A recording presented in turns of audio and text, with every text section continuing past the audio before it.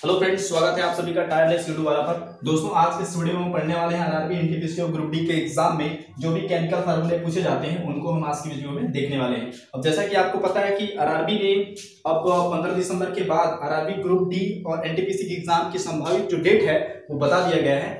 तो इस चैप्टर से आने वाले जो भी आरआरबी, एनटीपीसी और ग्रुप डी के एग्जाम में सवाल आते हैं उसको मैंने यहाँ पे सिलेक्टेड और अरेंज वाइज किया है और उसको आज हम देखने की कोशिश करेंगे। आप पिछले पेपर जब भी उठाकर देखेंगे तो आपको ज्यादा डिफिकल्ट क्वेश्चंस नहीं पूछे जाते हैं। केमिस्ट्री से जो फार्मूले होते हैं आपको बहुत ही सिंपल दिया जाएगा। जैसे कि साधारण नमक का एक क्वेश्चन देखिए, ये आया हुआ क्वेश्चन है आरआरबी एनटीपीसी में। साधारण नमक का केमिकल फार्मूला होता है सोडियम क्लोराइड। इसके अलावा चीनी का फार्मूला देखेंगे C12H22 और O11, ये भी आया हुआ क्वेश्चन है। तो सारे के सारे बहुत ही ज्यादा डिफिकल्ट नहीं है, बहुत ही सिलेक्टेड है और बहुत ही इजी है। और आपसे आरआरबी और ग्रुप डी के एग्जाम में आपको एक फार्मूला दिया जाएगा और आपका उसका रासायनिक नाम पूछा जाता है या फिर आपको रासायनिक नाम दिया जाएगा और आपको उसका केमिकल फार्मूला बताना होता है। तो चलिए आइए शुरुआत करते हैं। पहला है दोस्तों कि बेकिंग सोडा। बेकिंग सोडा को जनरली अपन खाने वाले सोडे के नाम से जाने जाते हैं। खाने का सोडा भी आपको ऑप्शन में दिया जा सकता है और उसका केमिकल फार्मूला पूछा जा सकता है। तो बेकिंग सोडा को खाने का सोडा भी कहते हैं और इसका जो केमिकल फार्मूला होता है सोडियम बाई कार्बोनेट होता है। सोडियम बाई कार्बोनेट, ये सोडियम और H को बाई और कार्बोनेट बोला जाता है, खाने का सोडा। अगला है धावन सोडा।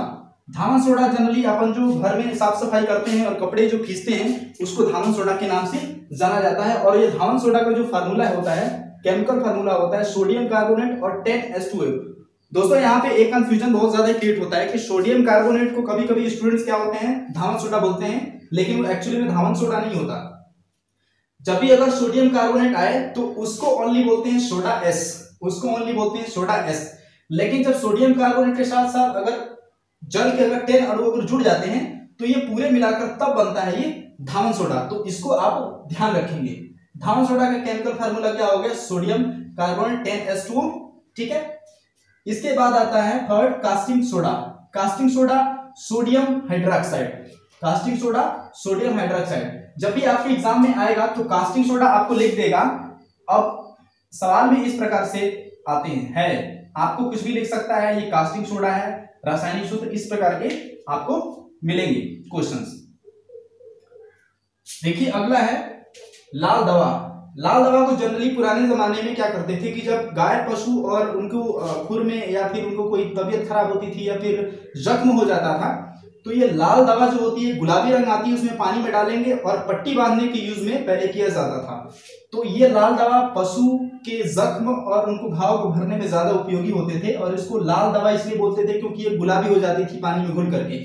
इसका जो केमिकल फार्मूला है पोटेशियम परमैंगनेट इसको बोलते हैं, KMNO4। Casting potash, casting potash का जो केमिकल फार्मूला होता है वो KOH होता है और सोरा का जो केमिकल फार्मूला होता है KNO3 होता है। पोटेशियम नाइट्रेट, पोटेशियम नाइट्रेट इसका केमिकल फार्मूला है। विरंजक चूर्ण, अगला है विरंजक चूर्ण। तो विरंजक चूर्ण को बोलते हैं कैल्शियम ऑक्सीक्लोराइड। विरंजक चूर्ण को बोला जाता है कैल्शियम ऑक्सीक्लोराइड बोला जाता है।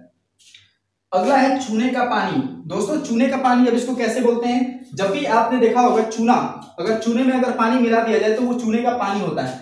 तो कभी कभी ये भी पूछा जा सकता है कि चूने का जो फार्मूला क्या होता है, तो CaO ये चूने का फार्मूला होता है और जब हम इसमें वाटर मिला देते हैं, वाटर को ऐड करेंगे तो H2O हो जाएगा और तब जाकर मिलाएगा चूने का पानी, तब कहलाया जाएगा। तो CaO कितने हैं, 2 हैं, तो इसको कोष्ठक के अंदर, और H कितने हैं, 2 हैं, तो इनको दोनों को बंद कर देंगे, तब जाकर बनता है कैल्शियम हाइड्रोक्साइड या फिर कैल्शियम डाइहाइड्रोक्साइड इसको बोल सकते हैं। इसको कहते हैं चूने का पानी।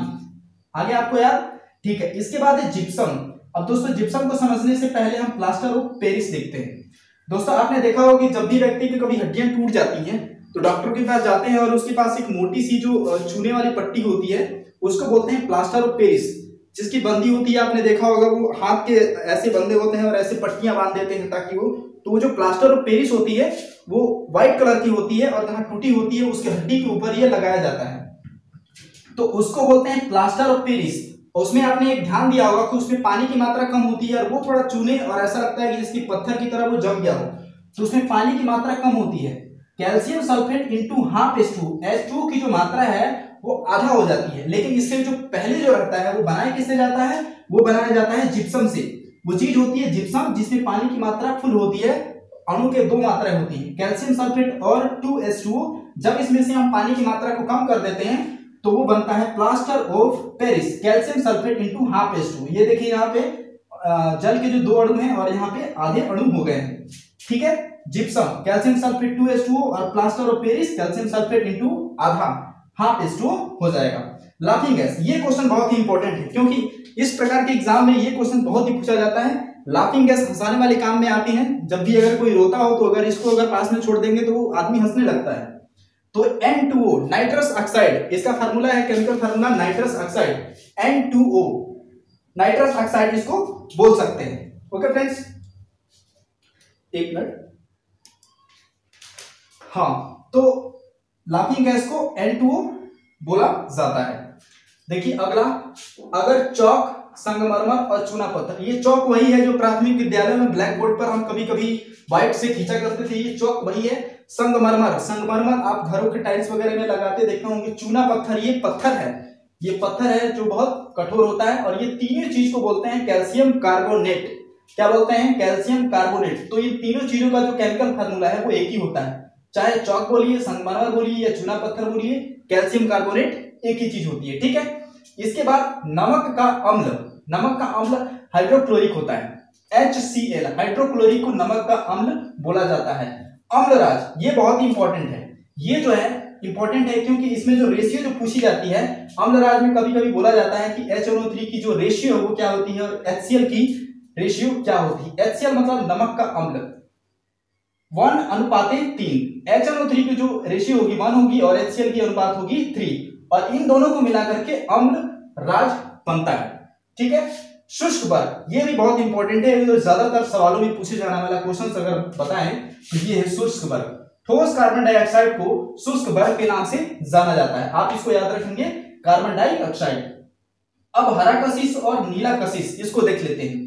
अब देखेंगे कि अगर हरे कशिश में केवल एक ही डिफरेंस है, हरे में मतलब आयरन। आपने कभी देखा होगा कि कभी पानी अगर लोहे पे अगर कभी जंग लग जाए तो वो थोड़ा हरा हरा हो जाता है, तो आप इससे याद रखेंगे कि हरा कशिश जो होता है वो उसमें आयरन रहता है, ऐसा आप करके दिमाग में रख सकते हैं कि उसमें आयरन जरूर होगा। तो आयरन सल्फेट और पानी तो होगा ही, 7H2, जल के 7 अणु होंगे तो आयरन सल्फेट और 7H2 हो जाएगा। उसी तरह से नीला, अब नीला के लिए copper, copper sulphate into 7H2 इसको कर सकते हैं। केमिकल फार्मूला नीला कशिश का आपसे डायरेक्ट पूछा जाएगा, ये चीज है COSO4 इंटू 7H2, ये चीज क्या है आपसे ये डायरेक्ट पूछा जाएगा। तो ऑप्शन में दिया होगा हरा कशिश, नीला कशिश, भारी जल या सिरका, तो आपको बताना पड़ेगा नीला कशिश। भारी जल वेरी वेरी इंपॉर्टेंट, जिस प्रकार से शुष्क बर्फ पूछा जाता है उसी तरीके से भारी जल भी पूछा जाता है 1 नंबर के लिए। और भारी जल का जो फार्मूला होता है, आप जैसे कि जल के फार्मूले में H की जगह H2O रखते हैं, तो H की जगह आप D2O कर देंगे तो ये भारी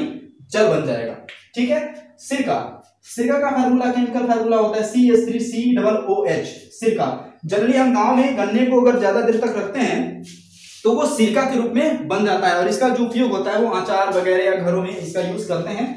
तो सिरका का जो फार्मूला होता है CH3COOH, इसको आप याद रखेंगे। इसके अलावा चीनी, ये सवाल आया हुआ है, वेरी वेरी इंपॉर्टेंट, ये सवाल आया हुआ है और इसको मैंने मार्क भी किया हुआ है। तो चीनी का जो फार्मूला होता है C12H22 और O11, इसको कैसे याद करेंगे? आप इसको याद करते हैं CHO11, 11 2 22 और 11 में 1 जोड़ेंगे तो 12 आ सकता है। तो आप इसको थोड़ा सा मैनेज करके आप देख सकते हैं, ये इंपॉर्टेंट है, ये आता है क्योंकि इसको ग्लूकोज के रूप में भी जाना जाता है। C12H22 और O11 को चीनी बोला जाता है। यूरिया, यूरिया को कार्बामाइड भी बोला जाता है साइंटिफिक रूप से, और इसका जो फार्मूला होता है CH4N2O, CH4 ये वही है, मीथेन है, CH4 मीथेन है। और नाइट्रस ऑक्साइड, नाइट्रस ऑक्साइड जैसा मैंने आपको बताया था लाफिंग गैस, तो लाफिंग गैस और मीथेन को जब मिलाते हैं तो ये बन जाती है यूरिया, ठीक है। आगे देखते हैं वाटर गैस। अब दोस्तों ये दोनों भी बहुत ही इंपॉर्टेंट है क्योंकि ये दोनों में अगर पूछ दिए जाते हैं, कभी कभी ऑप्शन में आते हैं और इसे पूछा जाता है ये कौन सी गैस है। तो आप देखेंगे वाटर गैस में आपको बिल्कुल भी कंफ्यूजन नहीं होता है, क्योंकि वाटर में जो चीजें होती हैं, वाटर में क्या होता है, हाइड्रोजन। तो कार्बन मोनोऑक्साइड और प्लस, अगर वाटर गैस है तो उसमें जाहिर सी बात है हाइड्रोजन होगा, नाइट्रोजन तो हो नहीं सकता। तो उसमें हाइड्रोजन के 2 अणु होते हैं और इसी को बोलते हैं वाटर गैस। लेकिन अगर हाइड्रोजन के अणु के पास अगर नाइट्रोजन ला दिया जाए तो ये बनता है प्रोड्यूसर गैस। अगर इसकी जगह मैं यहाँ पे N2 रख दूं तो ये बन जाएगा प्रोड्यूसर गैस, जैसा कि यहाँ पर दिया हुआ है। वाटर गैस, कार्बन मोनोऑक्साइड और हाइड्रोजन के 2 अणु ये वाटर गैस बनते हैं और प्रोड्यूसर गैस बनती है CO+N2, ये बोलते हैं इसको प्रोड्यूसर गैस, ठीक है। और अल्कोहल ये भी बहुत इंपॉर्टेंट है, क्योंकि अल्कोहल तो आपको पता ही होगा। अल्कोहल में C2H5OH इसका जो फार्मूला है C2H5OH अल्कोहल का केमिकल फार्मूला है। इसके बाद अगला है अंगूर का रस। अंगूर के रस में भी आप इस तरीके से ऐसे कर सकते हैं जैसे कि चीनी का फार्मूला आपने याद किया था, तो इसमें बस एक ही है, CHO इसमें भी है, CHO इसमें भी है, लेकिन इसमें 6 और 6 फर्स्ट में और लास्ट में रखना है और बीच में 6 का दुगना रखना है, मतलब 12। तो C6H12 और O6 अंगूर का जो रस है उसका केमिकल फार्मूला आ जाता है। और साधारण नाम, जैसा कि मैंने आपको बताया, ये पहले ही क्वेश्चन पूछा जा चुका है, सोडियम क्लोराइड जनरली जो अपन घर में यूज करते हैं उसको बोला जाता है Pb3O4। तो लाल सिंदूर, ये भी घरों में जो महिलाएं जो यूज करती हैं इसको बोला जाता है Pb3O4। तो लाल सिंदूर आप इसको भी याद रखेंगे, ये भी पूछा जा सकता है, इसके अलावा देखिए अगला है तारपीन का तेल, और तारपीन के तेल का फार्मूला जो होता है वो C10H16 होता है। तो तारपीन का तेल भी बहुत ही इंपॉर्टेंट है, क्योंकि ये सवाल ऐसे हैं जो अभी तक पूछे तो नहीं गए हैं लेकिन ये पूछे जा सकते हैं, क्योंकि आप देखेंगे ये सवाल उठाकर देखेंगे चीनी के फार्मूला और साधारण नमक ये पूछे जा चुके हैं, और ये जो सारे के सारे जो सिलेक्टेड हैं और आने वाले एग्जाम्स में ये ज्यादा पूछने के ज्यादा चांसेस बनते हैं। तारपीन का तेल, मंड, दोस्तों ये जो होता है ग्लूकोज का एक बहुत बड़ा रूप होता है। मंड जो होता है ग्लूकोज का एक बहुत बड़ा रूप होता है, और ग्लूकोज तो आपको पता ही होगा कार्बोहाइड्रेट का सबसे अच्छा बड़ा स्रोत होता है और एनर्जी का बड़ा स्रोत होता है। तो मंड जो होता है C6H10 और O5, ये क्या होता है मंड, ठीक है। इसके अलावा लास्ट है 30 है अमोनिया, NH3 ये है अमोनिया। तो दोस्तों इस प्रकार से हमने सारे के सारे अभी हम लोगों ने देख लिया। चलिए एक बार अगर इसको रिपीट कर लेते हैं। दोस्तों बेकिंग सोडा का फार्मूला क्या होगा, सोडियम बाइकार्बोनेट। धावन सोडा में 10H को जोड़ा जाएगा, लेकिन सोडा H कब होगा, जब NH2 और CO3 होगा। इसके अलावा कास्टिंग सोडा, सोडियम हाइड्रोक्साइड, लाल दवा पोटेशियम परमैंगनेट।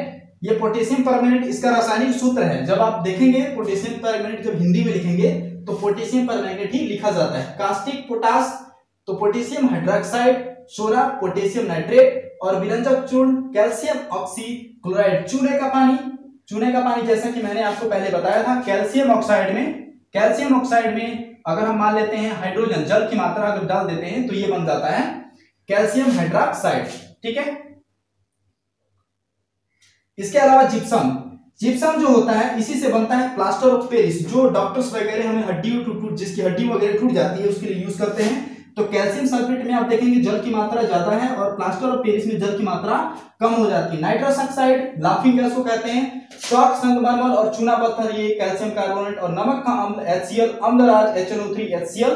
और इस प्रकार से आप सभी एक बार और से रिवाइंड कर लेंगे। तो दोस्तों ये जो सिलेक्टेड क्वेश्चंस हैं और केमिकल फार्मूले हैं आरआरबी एनटीपीसी परीक्षा में आपको 1 नंबर के लिए पूछे जाएंगे, और आपने इसको कर लिया तो हो सकता है कि आने वाले एग्जाम में आपको ये फंस जाए और आपके 1 नंबर पक्का हो जाए। ओके फ्रेंड्स, आपको ये वीडियो कैसी लगी और ये कंटेंट आपको कैसा लगा, आप अपनी राय कमेंट बॉक्स में जरूर लिखिएगा। मिलेंगे अगली इसी तरह की अगले जीके में, तब तक के लिए जय हिंद जय भारत।